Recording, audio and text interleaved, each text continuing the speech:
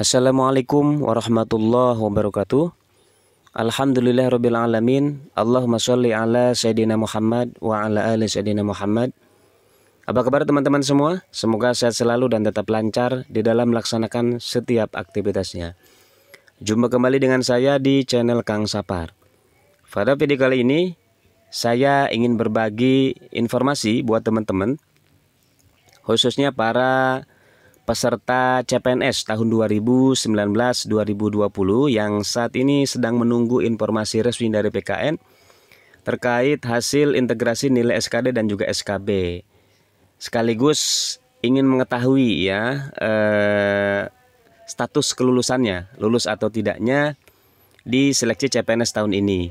Yang kemudian yang lulus itu bisa lanjut ke tahap berikutnya, yaitu tahap pemberkasan. Dan berdasarkan informasi yang sudah disampaikan kemarin oleh BKN bahwa untuk tahun ini pemberkasannya dilakukan secara online, sehingga teman-teman akan lebih praktis ya, tinggal upload saja berkas-berkas yang diminta dan dibutuhkan. Tetapi sebelum upload, teman-teman juga harus mengisi daftar riwayat hidup ya, dari mulai nama, kemudian pendidikan, lalu pekerjaan dan lain sebagainya. Itu pun dilakukan secara online ya teman-teman. Termasuk juga di menu ya, di menu daftar riwayat hidup, teman-teman juga harus memasukkan atau menginput nilai akreditasi sekolah masing-masing gitu ya. Nilai akreditasi perguruan tingginya, termasuk juga nilai akreditasi sekolah sebelumnya, baik itu SMA misalnya gitu ya. Sehingga teman-teman sebelum melanjutkan ke tahap pemberkasan secara online, berarti ada beberapa berkas yang perlu disiapkan gitu ya. Termasuk juga beberapa informasi yang perlu teman-teman ketahui juga, sehingga nanti ketika pada saat teman-teman melakukan pengisian daftar riwayat hidup, informasi-informasi yang dibutuhkannya sudah teman-teman siapkan, jadi tinggal input saja. Dan salah satunya adalah akreditasi sekolah ya, maupun perguruan tinggi.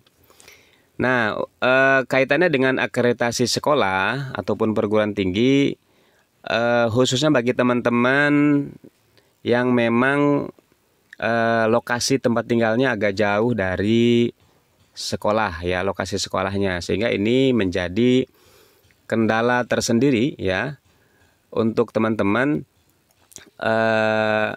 bagaimana mengetahui nilai akreditasinya kalau harus berkunjung langsung, misalnya jaraknya jauh, belum lagi misalnya ada PSBB dan lain sebagainya. Nah, di sini saya akan coba share bagaimana cara mengecek atau mengetahui akreditasi sekolah kita tanpa harus datang langsung ke sekolah gitu ya, tanpa harus datang langsung ke sekolah. Kalau yang dekat ya mungkin bisa langsung datang ke sekolah sambil silaturahmi gitu ya. Tapi kalau untuk yang jauh, karena terkendala tadi itu ya, situasi dan kondisi saat ini, jadi cukup ngecek di rumah saja teman-teman ya. Untuk mengeceknya, untuk mengecek akreditasi SD, SMP, dan SMA, ini nanti ada link ya, ada 2 link di sini. Link yang pertama ini untuk mengecek akreditasi SD, SMP, dan SMA. Kemudian link kedua untuk mengecek akreditasi kampus atau perguruan tinggi. Oke teman-teman, kita langsung saja ya. Untuk mengeceknya, kita bisa langsung copy paste saja link yang ada di deskripsi ya. Di sini saya sudah mengkopinya. Tinggal kita pastekan di Chrome ya, atau di Google, bisa menggunakan HP Android ataupun laptop. Kalau ini saya pakai Android ya, pakai HP. Setelah kita kopikan, kita enter,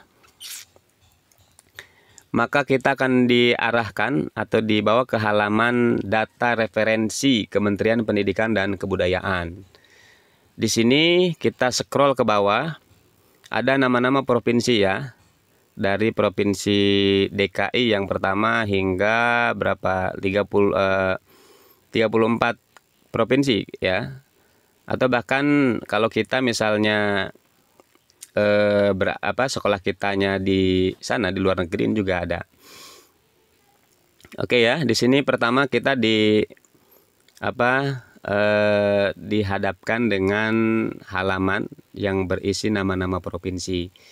Jadi kita tinggal klik saja provinsinya, sekolah kita adanya di provinsi mana. Misalnya saya coba klik di sini Provinsi Banten ya. Provinsi Banten. Kita klik nama provinsinya, Provinsi Banten. Kita tunggu. Nah, setelah diklik ini kita diarahkan ke halaman kabupaten ya. Jadi setelah provinsi kita masuk ke halaman kabupaten. Di sini ada beberapa pilihan kabupaten juga. Jadi teman-teman silahkan klik kabupaten lokasi sekolah kitanya. Misalnya saya coba klik di sini Kabupaten Lebak nih ya. Klik nama kabupatennya. Kemudian setelah diklik nama kabupaten, di sini akan muncul nama-nama kecamatan. Ya, di sini Kabupaten Lebak ada 28 kecamatan. Oke, setelah muncul nama kecamatan, kita klik lagi ya.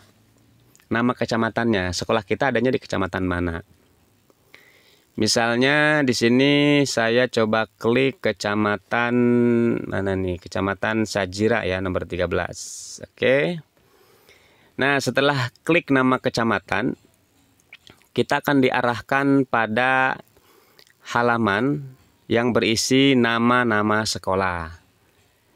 Ya, yang ada di Kecamatan Sajira gitu ya. Tinggal kita cari saja di sini nama sekolah kitanya. Atau kalau misalnya belum muncul di halaman pertama, untuk lebih mempermudah kita bisa menggunakan ini ya, pencarian di sini di sebelah kanan. Misalkan kita akan mencari akreditasi sekolah kita SMP misalnya ya. Kita ketikkan SMP. Misalnya saya coba cari SMP.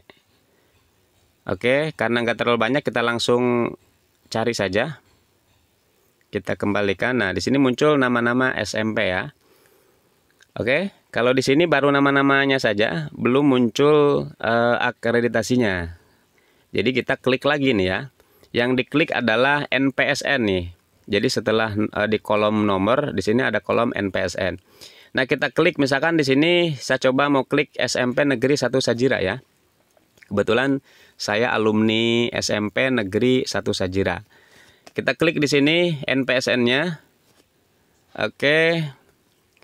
Setelah diklik NPSN akan muncul atau halaman profil dari sekolah kita. Nama sekolahnya, NPSN, alamat dan lain sebagainya. Nah, namun di sini belum muncul akreditasinya ya. Nah, untuk mengetahui akreditasinya, kita klik lagi menu dokumen dan perizinan.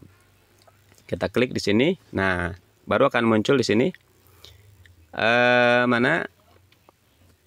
Akreditasinya udah ada ya. Nah, di sini akreditasinya adalah B, nomor SK-nya termasuk juga tanggal SK akreditasinya sudah ada. Oke, teman-teman. Sangat mudah ya untuk mengecek akreditasi sekolah kita baik SD, SMP, SMA. Kalau yang saya contohkan ini adalah akreditasi SMP ya. Bagaimana untuk SD, SMA sama. Jadi masih di halaman ini, tinggal kita kembalikan ke halaman tadi ya, nama-nama sekolah. Kalau SD ya kita cari nama SD-nya, SD apa dan SD berapa. Kemudian kalau SMA kita cari juga SMA-nya. Jadi masih sama di halaman yang tadi ya, tinggal kita kembalikan. Ini teman-teman ya, untuk mengecek atau mengetahui akreditasi sekolah dengan mudah tentunya, dengan mudah dan praktis. Jadi tidak perlu kita datang ke lokasi atau tidak perlu datang ke sekolah kita. Jadi bisa langsung ngecek di rumah masing-masing. Oke, itu ya teman-teman. Mudah-mudahan bisa dipahami dan bisa dipraktekkan oleh teman-teman di rumahnya atau di tempat kerjanya masing-masing. Kita akan lanjutkan ke bagaimana ngecek akreditasi perguruan tinggi ya. Kita akan copy kembali di sini untuk linknya ya. Sudah saya siapkan nanti di deskripsi link untuk mengecek akreditasi SD, SMP, SMA dan link mengecek akreditasi perguruan tinggi. Oke teman-teman, kita lanjutkan bagaimana mengecek akreditasi perguruan tinggi ya. Kita kopikan linknya yang sudah saya siapkan di deskripsi.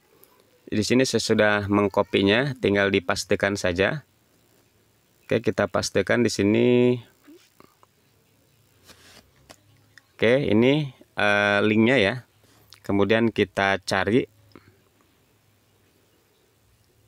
Kita tunggu beberapa detik.